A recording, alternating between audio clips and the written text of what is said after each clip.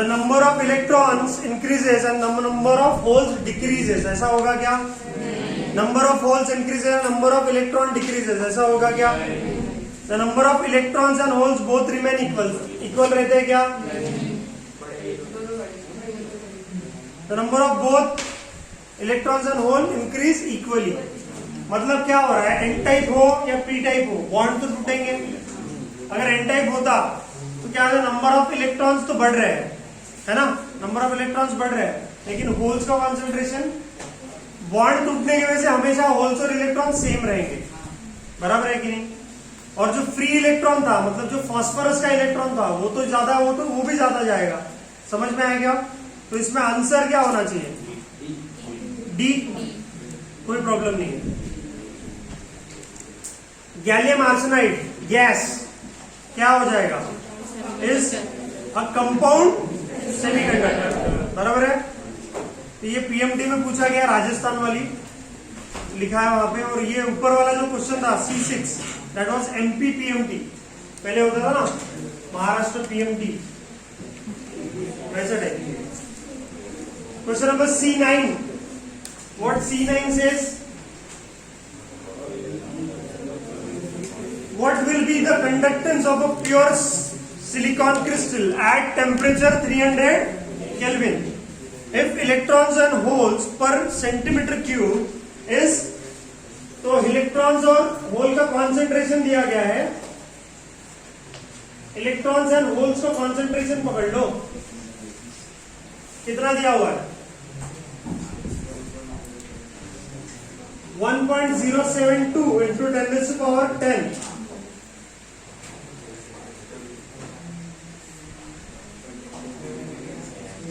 Temperature दिया हुआ आपको 300 केल्विन। मोबिलिटी ऑफ क्या? At temperature mobility is given as centimetre square upon volt second.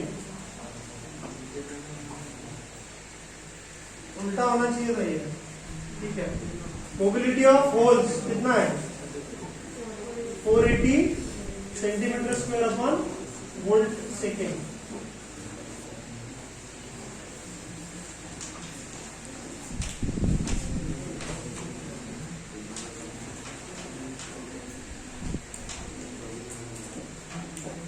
Unit गलत छपा है क्या? क्योंकि मोबिलिटी तो हम लोग क्या लेते हैं, ड्रिफ्ट वेलोसिटी अपॉन मीटर पर सेकेंड, मीटर पर सेकेंड, हाँ ठीक है, सही है। इसका यूनिट पता है ना आपको मोबिलिटी का? तुम लोगों का अगर ध्यान नहीं होगा अभी तो सीखने का मौका है, ठीक है। अभी टाइम पास के मोड में मत जाओ कि दोस्त यार मिल गए फिर से वही धंधे करेंगे, है ना।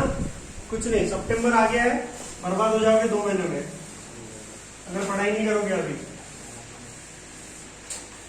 जितना भी करना है अभी कर लो पढ़ाई। मोबिलिटी क्या?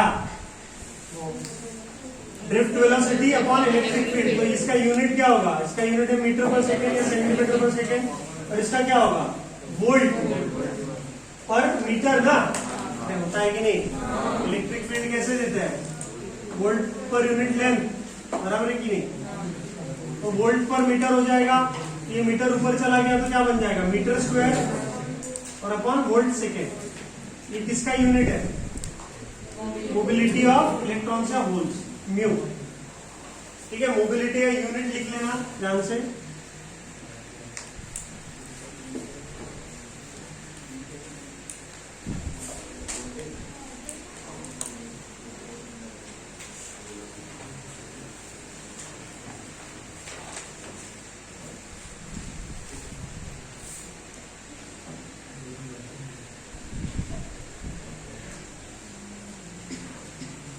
तो मोबिलिटी दिया हुआ है आपको, टेम्परेचर दिया हुआ है, कैसे करेंगे?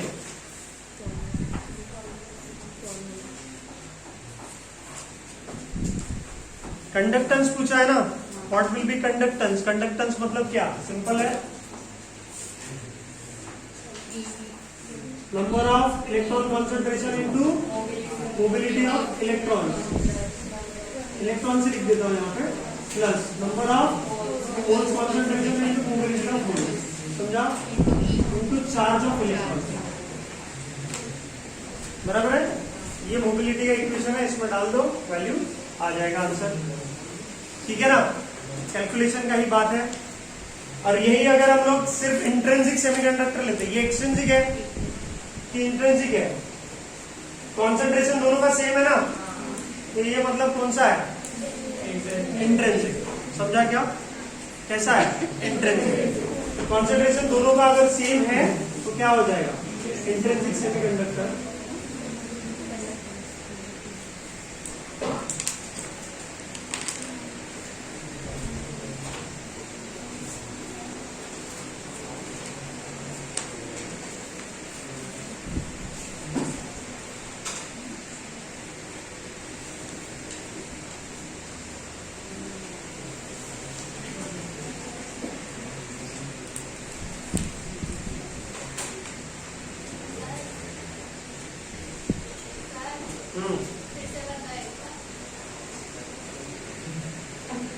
हाँ,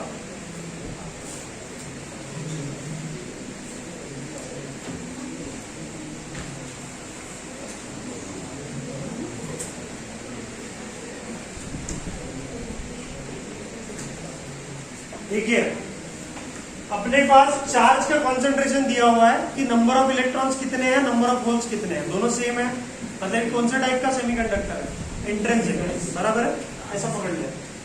तो 300 डिग्री केल्विन, 300 केल्विन पे आपका इलेक्ट्रॉन्स का मोबिलिटी, आपका इलेक्ट्रॉन्स का मोबिलिटी और होल्स का मोबिलिटी दिया गया है। और आपके पास फॉर्मूला ये है जो हमने कंडक्टिविटी में निकाला था, कंडक्शन इलेक्ट्रॉन्स में कंडक्टिविटी का फॉर्मूला क्या बनाया था हमने, दोनों केस में बनाया था, इंट्रिंसिक में भी और एक्सट्रिंसिक में। ठीक है ना, कि charge concentration into mobility plus charge concentration into mobility into क्या फाइनल जो चार्ज रहेगा वो, उसकी वैल्यू। समझ में आया, तो ये इस फॉर्मूला में वैल्यूज डालो और आंसर निकालो तो आंसर आ जाएगा। ठीक है, बढ़ सकते हैं आगे, लिख के रखो, घर पे जाके कैलकुलेशन करो। ठीक है, आंसर आ जाएगा। मतलब इलेक्ट्रॉन का सेम दिया हुआ है ना, ये ना इलेक्ट्रॉन ई ना, इलेक्ट्रॉन का 1.6 वाला।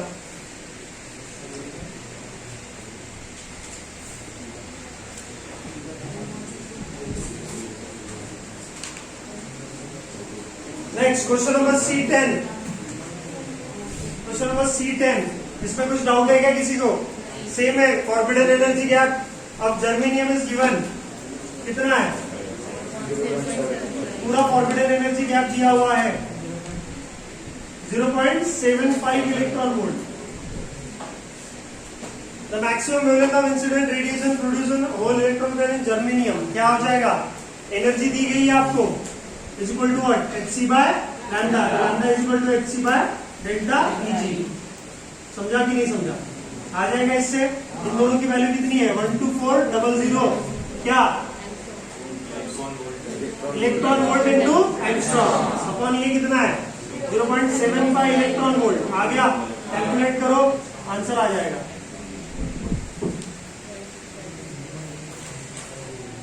ठीक है ना,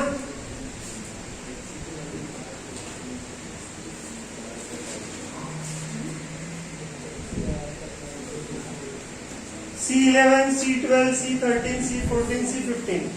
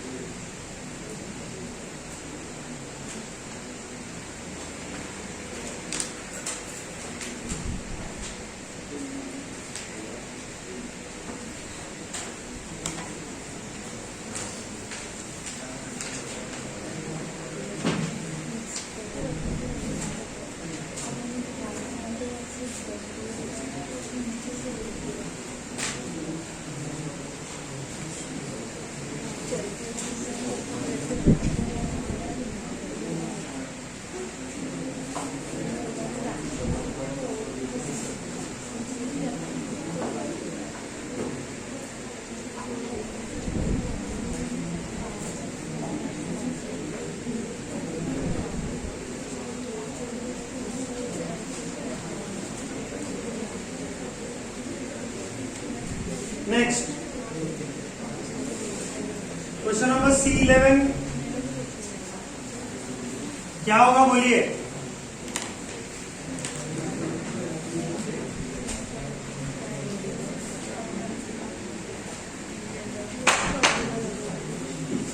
Mobility of electrons in n-type germanium is given.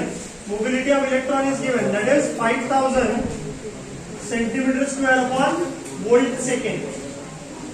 बातें मत करो.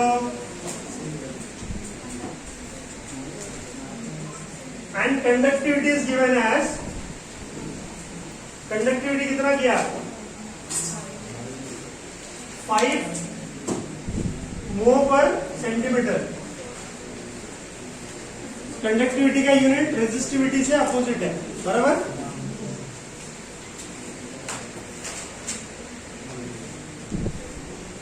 If effects of holes is negligible, then impurity concentration is, impurity concentration मतलब क्या? Ne,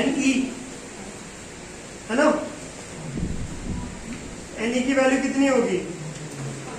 मोबिलिटी दी गई है तो क्या हो जाएगा? Mobility is what?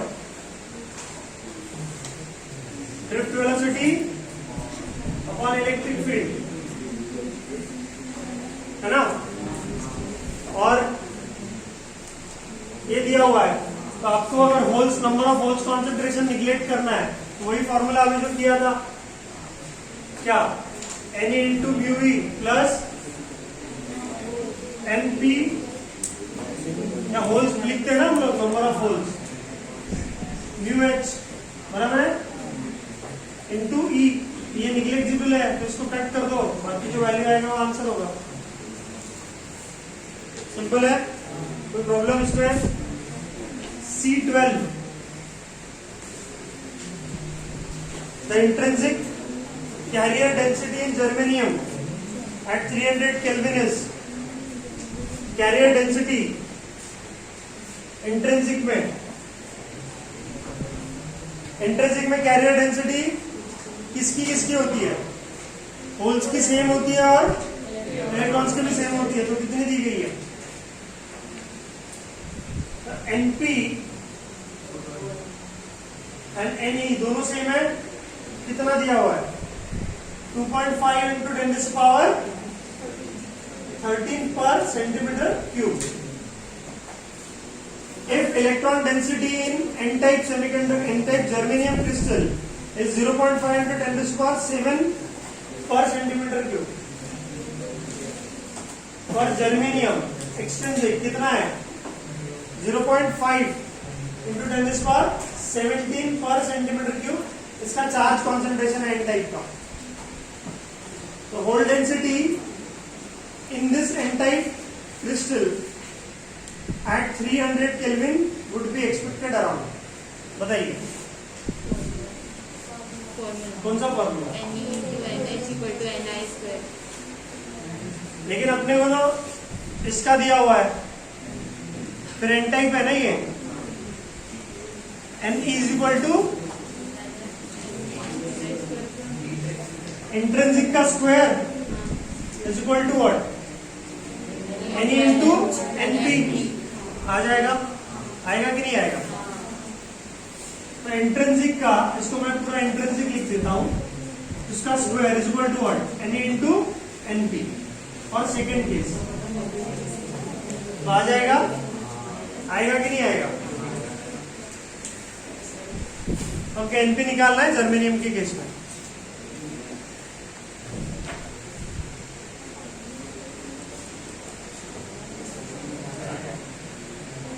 आ गया?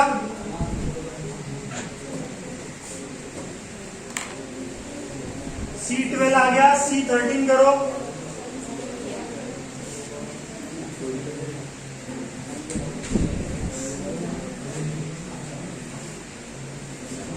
C12 हो गया ना? आया क्या?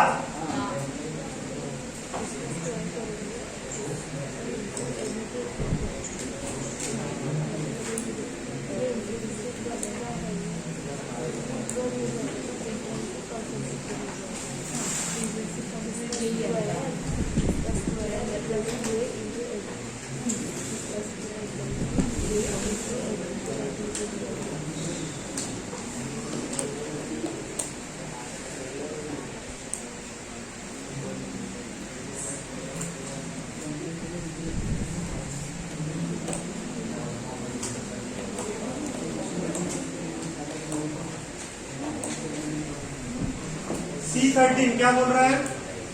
Pure silicon at 300 kelvin. Number of electrons and hole concentration same है.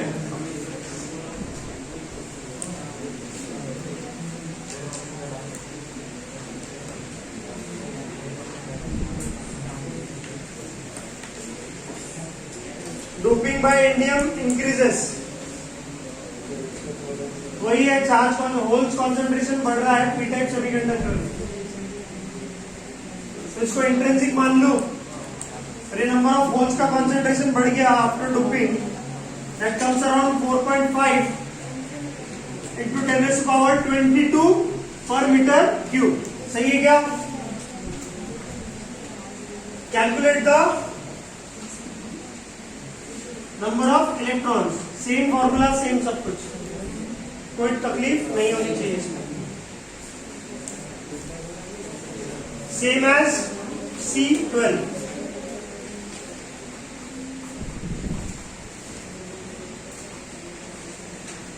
C14 रेजिस्टेंस निकालना है आपको. लेंथ दिया हुआ है, एरिया ऑफ क्रॉस सेक्शन दिया हुआ है, तो पहले कंडक्टिविटी निकालो, उसका रेसिप्रोकल रेजिस्टिविटी हो जाएगा. लेंथ और एरिया दिया हुआ है, समझ में आया? क्वेश्चन नंबर 14 कर लोगे क्या? कंडक्टिविटी रेसिप्रोकल करके यूज कर लेना. मतलब ये ऐसा फॉर्मूला हो जाएगा, R is equal to rho L by A. Question number कौन सा है? 14 ना. तो ऐसा लिख दोगे आप, L बाय सिग्मा A. ये कंडक्टिविटी निकाल लोगे इस फॉर्मूला से. क्या? Mu E N E plus mu holes into holes concentration into charge of electron. Multiply करके आंसर निकाल सकते हो. ठीक है ना? जो भी वैल्यू दी गई है, सिंपल फॉर्मूला बेस्ड चीजें हैं. तो C14 भी इस रिलेशन से आप कर सकते हो. पहले कंडक्टिविटी निकालो, कंडक्टिविटी इस फॉर्मूला में डाल देना, तो आपको रेजिस्टेंस ऑफ अ कंडक्टर आ जाएगा. ठीक है?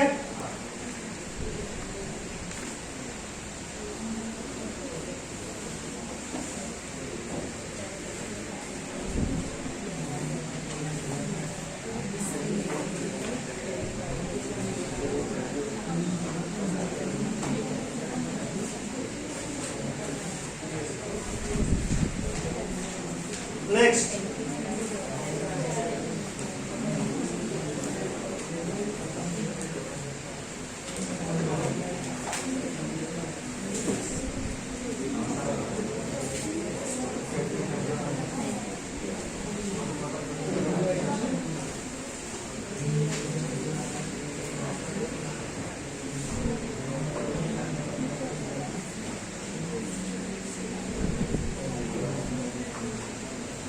कंट्रीब्यूशन. ये क्वेश्चन देखो, C15 बोला the contribution in total current flowing through a semiconductor due to electrons and holes.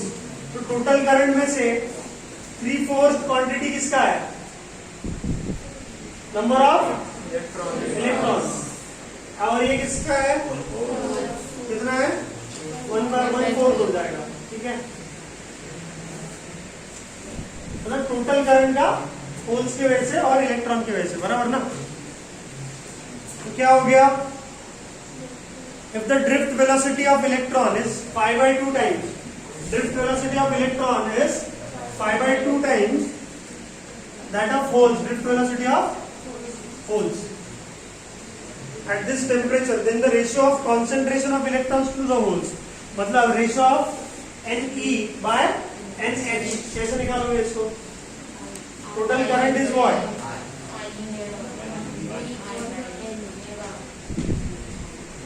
बराबर है?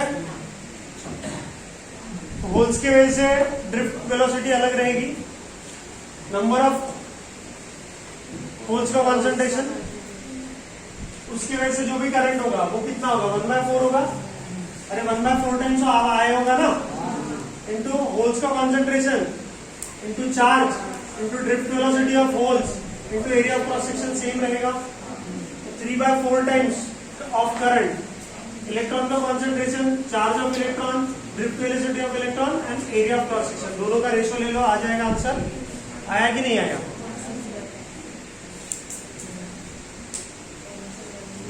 समझा? पक्का है?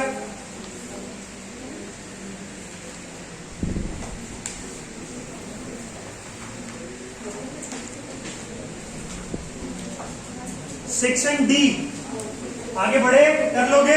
रेशियो लेना है बस, ठीक है ना? इसमें वैल्यू डाल दो 5/2 टाइम्स ऑफ दिस, ये कैंसल, ये कैंसल, ये कैंसल, और ये रेशियो मिलेगा आपको, रेसिप्रोकल करके आंसर आ जाएगा। सिंपल है।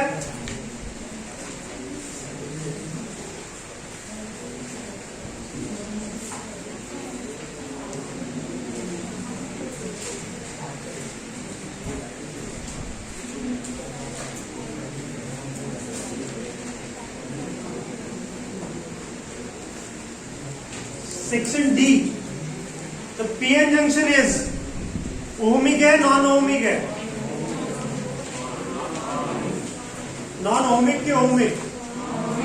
ओहमिक मतलब क्या होता है? जैसा वोल्टेज बढ़ेगा वैसा करंट बढ़ेगा, बराबर है? तो डायोड्स वैसे वर्क करते हैं क्या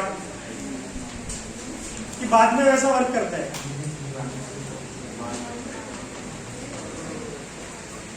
ओम्स लॉ क्या बोलता है? वोल्टेज बढ़ेगा तो करंट भी बढ़ेगा, बराबर है ना? यहाँ पे हम लोग कैसे करते हैं, मतलब अगर ऐसा भी करते हैं, यहाँ पे करंट है, यहाँ पे वोल्टेज है, तो ऐसा ही आएगा ओम्स लॉ में। इधर क्या होता है? ये करंट है और ये वोल्टेज है, बढ़ता है क्या पहले, फिर बढ़ता है, बराबर है कि नहीं? डायोड्स में ओमिक है कि नॉन ओमिक है?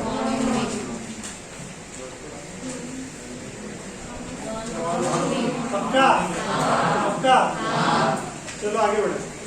D2,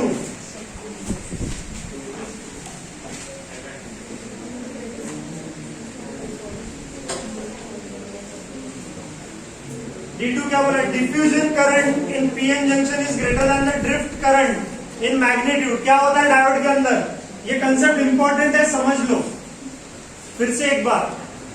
पी और एन टाइप का डायोड है। पी टाइप सेमीकंडक्टर मतलब एल्यूमिनियम है जो ऑलरेडी शेयर कर रहा है इलेक्ट्रॉन विथ होल्स, बराबर है? समझा कि नहीं समझा? और ये एन टाइप है, positively charge with free electron, बराबर? ऐसे शो करते हैं हम लोग दोनों आयन को विद एन इलेक्ट्रॉन, बराबर है? अब क्या होगा जब ये वेफर बन जाएगा, पीएन जंक्शन डायोड बन गया, ये इलेक्ट्रॉन इधर जंप मारेंगे तो जो क्लोज प्रॉक्सिमिटी वाले इलेक्ट्रॉन्स होंगे वो क्या हो जाएंगे? होल्स के साथ रिकम्बाइन हो जाएंगे, बराबर है? तो यहां पर क्या बन जाएगा? एक डिप्लीशन रीजन बन जाएगा। ऐसा डिप्लीशन रीजन क्यों नाम देते हैं उसको? क्योंकि डिप्लीशन रीजन क्यों नाम देते हैं? क्योंकि वहां पे फ्री कैरियर्स, इसमें होल्स थे और इसमें इलेक्ट्रॉन थे, फ्री थे ना कैरियर्स, चार्ज कैरियर्स थे ना, वो क्या हो गया? डिप्लीट हो गए, खत्म हो गया इस रीजन से। इस रीजन का नाम क्या हो गया? Depletion region. क्या लेंथ होती है डिप्लीशन रीजन? डिप्लीशन रीजन क्या होती है? लेंथ 10⁻⁻⁶ मीटर। समझा कि नहीं समझा? और जो वोल्टेज क्रिएट होता है, पोटेंशियल डिफरेंस क्रिएट होता है, that is called as barrier potential. समझा कि नहीं समझा?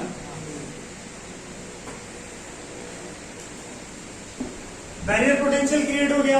बैरियर पोटेंशियल का डायरेक्शन क्या है? Negative to positive. और इलेक्ट्रॉन इधर से इधर भागे ना, मतलब करंट कितना कहां से कहां गया होगा? तो डिफ्यूजन करंट का direction is from P to N। समझ में आया क्या? अब ड्रिफ्ट करंट कहां से जाता है? जब बहुत ज्यादा टेम्परेचर, थर्मल एनर्जी और ये बढ़ जाएगा तो ये जो बॉन्ड है विद इन द फॉस्फोरस,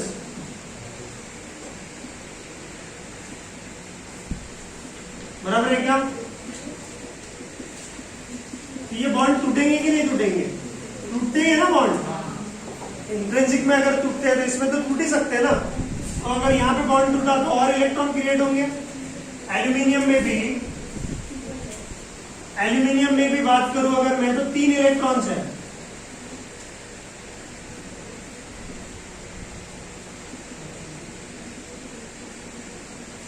ठीक है, ये ऑलरेडी होल है यहाँ पे, और इलेक्ट्रॉन्स टूटे और बॉन्ड टूटेंगे और इलेक्ट्रॉन्स क्रिएट होंगे, तो अब इलेक्ट्रॉन्स तो जाने की कोशिश करेंगे ना इधर ही, within the depletion region इधर इलेक्ट्रॉन भागेंगे, तो कौन सा करंट बनेगा? Drift current. ड्रिफ्ट करंट की डायरेक्शन क्या है? N2 P2। समझा क्या? तो आपको सवाल क्या पूछा गया है? Diffusion current in PN junction is greater than the drift current in magnitude Q if the junction is forward bias, if the junction is reverse bias, if junction is unbiased or in no case। कब होता है? Forward bias में क्या ज्यादा होता है? Diffusion current drift current से। क्यों? रिवर्स बायस में क्या हो जाएगा? डिप्लीशन रीजन बढ़ जाएगा, अगर ब्रेकेज हुआ तो क्या हो जाएगा? ड्रिफ्ट करंट बहुत ज्यादा बढ़ जाएगा। ठीक है, तो आंसर क्या होगा इसका? In forward bias diffusion current is more than the drift current. बराबर है क्या? पक्का है? क्योंकि रिवर्स बायस में क्या हो जाएगा? डिप्लीशन रीजन बढ़ाएंगे तो बहुत ज्यादा पॉजिटिव और निगेटिव आयंस मिलेंगे हमको डिप्लीशन रीजन बढ़ने की वजह से। ठीक है, वो आंसर होना चाहिए। देन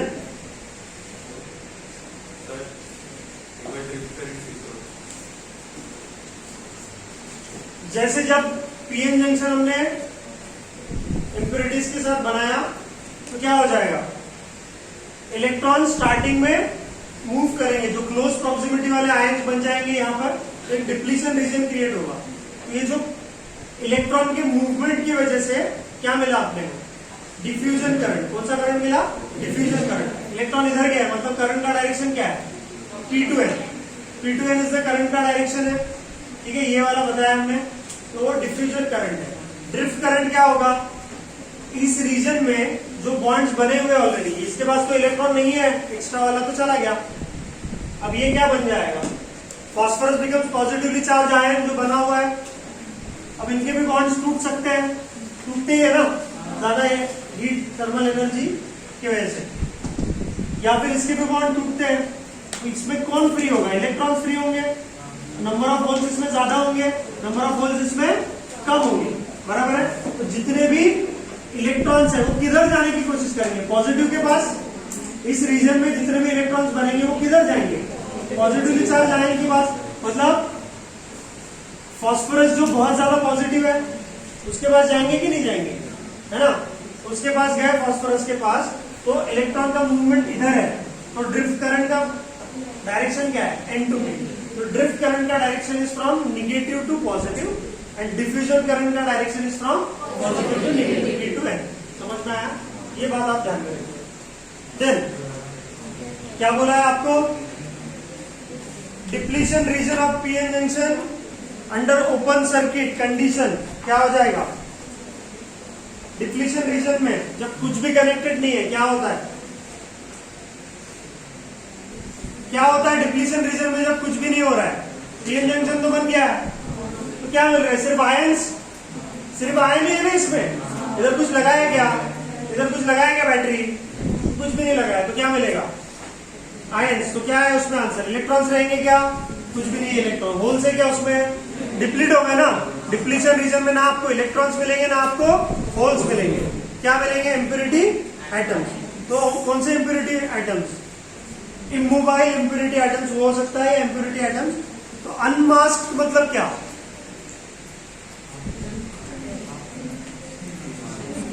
अनमास्क्ड इम्प्योरिटी आइटम्स मतलब क्या? हम क्या बोलते हैं? Positively charge donor ion with a hole and negatively charge negative positively charge acceptor ion with donor ion. Donor ion positively charge donor ion with a electron and negatively charge acceptor ion with a hole. तो अभी भी वो ion ही बोल रहे थे ना हम लोग उसमें, पर उसमें क्या था? उसमें होल्स और इलेक्ट्रॉन थे, ऐसा बोल रहे थे। अब क्या हो रहा है? आयंस जुड़े हुए जो ये वाले, इनका कुछ संबंध नहीं है चार्ज कैरियर से। समझा क्या? तो ऑप्शन सी या डी में से मतलब थर्ड या फोर्थ में से आंसर होगा। अनमास्क इमोबाइल आयंस प्रिफर करेंगे हम लोग, अगर वो है तो। समझा क्या आपको?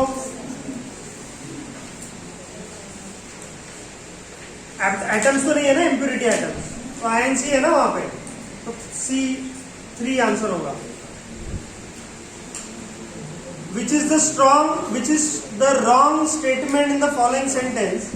A device in which p-type and n-type semiconductor are used is more useful than a vacuum tube because vacuum tube वाला कंसेप्ट पढ़ा था हमने सेमीकंडक्टर को रिप्लेस किया जस्ट बिकॉज वैक्यूम ट्यूब्स हमारे लिए बहुत फिजिबल नहीं थे, है ना, पुराने जमाने में.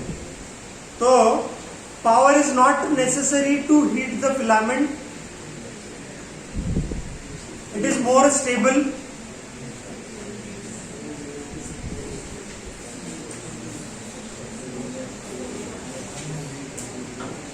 Very less heat is produced in it. Its efficiency is high due to voltage drop across the PN junction. क्या होगा? MPPET में पूछा गया है.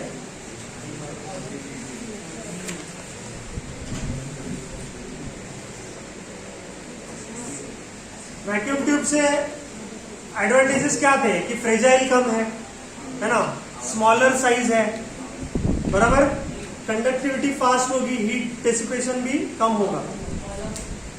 रॉन्ग स्टेटमेंट पूछना है ना हमको.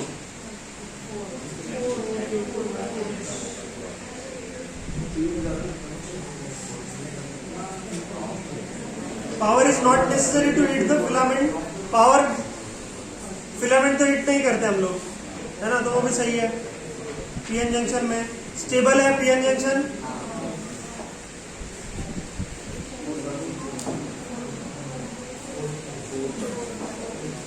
It's efficiency is high due to high voltage drop.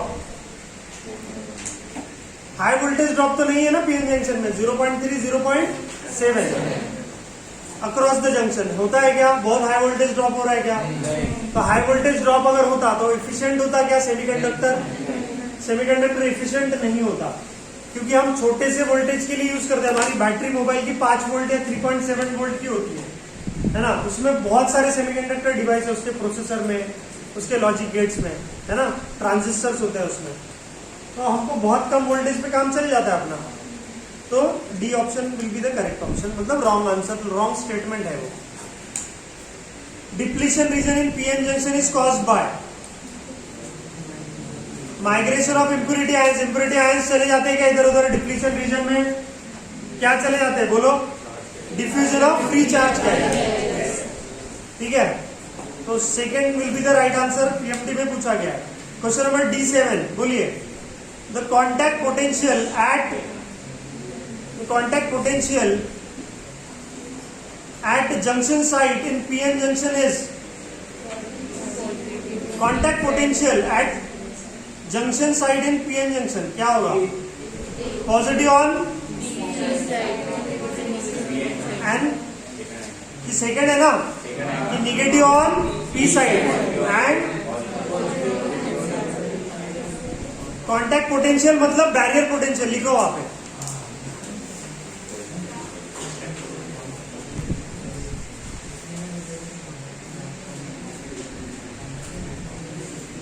Barrier, ठीक है. तो बैरियर में पी टाइप साइड में एन टाइप आयंस होते हैं और एन टाइप में पॉजिटिव टाइप आयंस होंगे. D8 when value of current increase in PN junction then the value of contact potential is barrier potential. The value of current increase in PN junction तो क्या हो जाए? ये कम हो जाएगा ना, बराबर है क्या? ये जंप करने लगेंगे यहां से इलेक्ट्रॉन फटाफट, होल्स फटाफट, मतलब इलेक्ट्रॉन इधर से इधर. ठीक है. What accounts for flow of charge carriers in forward and reverse biasing of क्या? Silicon PN junction. एम्स 2000 में पूछा गया है. What accounts for flow of charge carriers in forward bias and reverse biasing of, मतलब what accounts for flow of charge. ऐसा क्या होता है कि फॉरवर्ड बायस में और रिवर्स बायस में, ऐसा पूछा गया आपसे. तो क्या हो जाएगा? Drift in both reverse and forward bias होता है क्या? Drift in forward and diffusion in reverse bias. क्या होता है? डिफ्यूजन क्या होता है? Forward bias. Drift reverse bias में होता है। तो drift in reverse bias and diffusion in forward bias, ऐसा हो सकता है क्या? पर चार्ज कैरियर्स बोला है, flow of charge carriers. Flow of current पूछा था तो दोनों में कंफ्यूजन हो सकता है ना। अब यहां पर इलेक्ट्रॉन कहां से जाते हैं? करंट इधर बन रहा है, मतलब इलेक्ट्रॉन कहां जा रहा है? N2P। और यहां पर क्या जा रहा है? पर नंबर ऑफ, अगर हम लोग होल्स के मूवमेंट के पॉइंट ऑफ व्यू से पढ़े तो करंट ही लेना पड़ेगा ना। तो एक बार आंसर कंफर्म कर लेना। मुझे लगता है थर्ड आंसर होना चाहिए, drift in reverse bias and diffusion in forward bias. बराबर है ना? ये क्या था? फॉरवर्ड बायस में डिफ्यूजन और रिवर्स बायस में क्या था? ड्रिफ्ट है। थर्ड आंसर चेक किया क्या? तो ऐसे क्वेश्चन, इसमें थ्योरेटिकल क्वेश्चन फंसते हैं और एक आधे न्यूमेरिकल फंस जाता है। ठीक है, बस 2 मिनट। हाँ हाँ, तो ऑनलाइन ही करना है ना। यहाँ पे लेने वाले हैं क्या? नहीं लेने वाले। देखते हैं। The barrier potential in a PN junction is maximum in reverse bias की फॉरवर्ड बायस? अरे बैरियर पोटेंशियल रिवर्स बायस में पड़ेगा ना। Then D11, the diffusion current in PN junction flows P2N। Diffusion current कहां से जाता है? P2N। Drift current in PN junction flows N2P। आ गया फटाफट आंसर। और रिवर्स बायस पीएन जंक्शन क्या होगा? P region is positive, reverse bias में P region is negative and the current is due to electrons की होल्स। कोई एक ही बोलते हैं ना कि दोनों? पक्का है?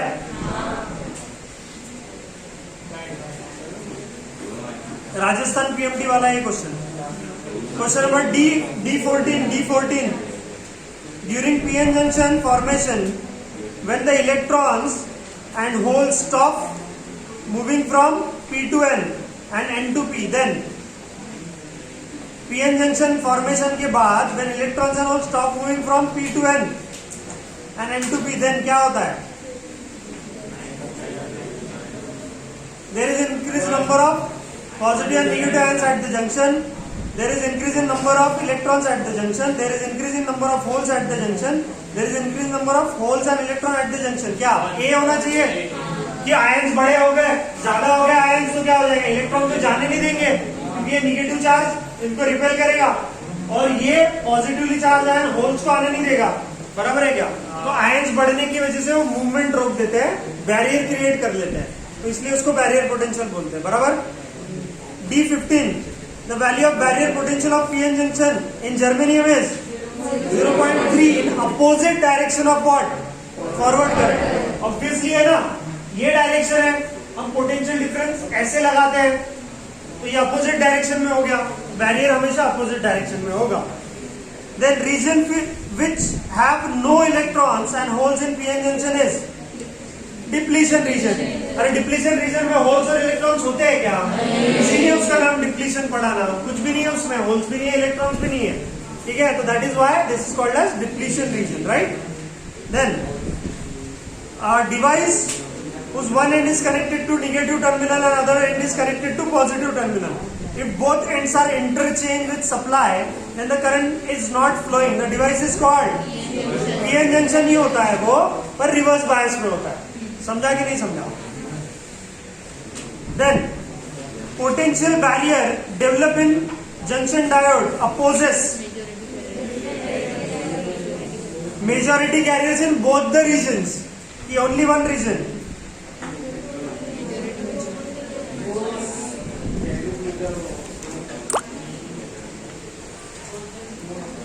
बोथ द रीजन्स के मेजॉरिटी कैरियर्स का मूवमेंट, मतलब हम लोग होल्स का मूवमेंट बोलते हैं, मतलब इलेक्ट्रॉन्स का मूवमेंट, तो इलेक्ट्रॉन्स का मूवमेंट ही रोकते हैं ना वो। इलेक्ट्रॉन्स इन एन रीजन, पता नहीं ये आंसर को कैसे सोचे, माइनॉरिटी कैरियर्स तो नहीं होगा ना, मेजॉरिटी कैरियर्स, दोनों रीजन मेजॉरिटी कैरियर्स हो सकता है। इलेक्ट्रॉन्स इन एन रीजन बोला है, तो ये हो जाएगा। डायोड के क्वेश्चंस बहुत इंपॉर्टेंट है, अगर जमा तो कल बुला लूंगा, नहीं तो ऑनलाइन ले लूंगा, ठीक है।